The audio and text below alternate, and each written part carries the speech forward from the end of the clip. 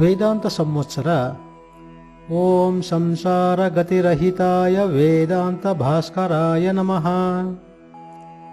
ಅಧೀರೋ ದುರ್ಮನಶ್ಚೈವ ಸಂಸಾರಂ ಪ್ರತಿಪದ್ಯತೆ ಇಂದ್ರಿಯಾಣಾಂ ಪರಾಧೀನಃ ಇತಿ ವೇದಾಂತ ಭಾಸ್ಕರಃ.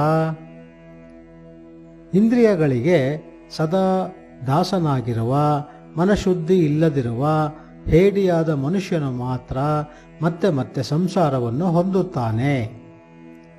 ಮಾರ್ಚ್ 2, ಇಂಥವನಿಗೆ 2 ನಷ್ಟಗಳು.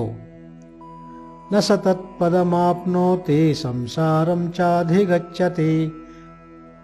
ಕಾಠಕೋಪನಿಷತ್ 1:3-7. ಅಂಥವನು ಆ ವೈಷ್ಣವ ಪದವನ್ನು ಪಡೆಯಲಾರನು. ಅಷ್ಟೇ ಅಲ್ಲ, ಅವನು ಸಂಸಾರವನ್ನೇ ಹೊಂದುತ್ತಾನೆ.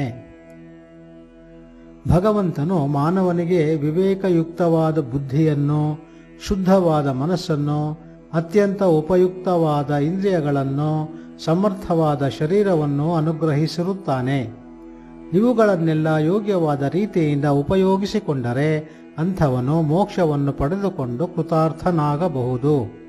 ಆದರೆ ಇವುಗಳನ್ನು ಬೇಕಾಬಿಟ್ಟಿ ಮನಸ್ಸಿಗೆ ಬಂದಂತೆ ಬಳಸಿಕೊಂಡರೆ ಅದರಿಂದ 2 ನಷ್ಟಗಳಾಗುತ್ತವೆ. ಅವುಗಳಾವುವು ಎಂದರೆ, ಮುಕ್ತಿಯನ್ನು ಪಡೆಯದೇ ಇರುವುದು ಒಂದು, ಸಂಸಾರವನ್ನು ಹೊಂದುವುದು ಮತ್ತೊಂದು.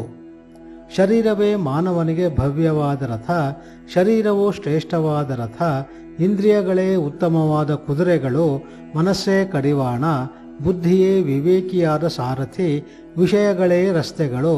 ಇವುಗಳನ್ನು ಸರಿಯಾಗಿ ಬಳಸಿಕೊಳ್ಳದೆ ತಾನು ಅಡ್ಡದಾರಿಯಲ್ಲಿ ಹೋದರೆ ಅಂಥವನಿಗೆ ಆತ್ಮಜ್ಞಾನವಾಗಲಿ ಮುಕ್ತಿಯಾಗಲಿ ದೊರಕುವುದಿಲ್ಲ. ಮುಕ್ತಿಯು ದೊರಕದು ಎಂಬುದಷ್ಟೇ ಅಲ್ಲ, ಮತ್ತೇನೆಂದರೆ ಸಂಸಾರ ಗತಿಯನ್ನು ಮತ್ತೆ ಮತ್ತೆ ಹೊಂದುತ್ತಾನೆ. ಹೀಗೆ ಅಜ್ಞಾನಿಗೆ 2 ನಷ್ಟಗಳು. ಓಂ ಶಾಂತಿ ಶಾಂತಿ ಶಾಂತಿ.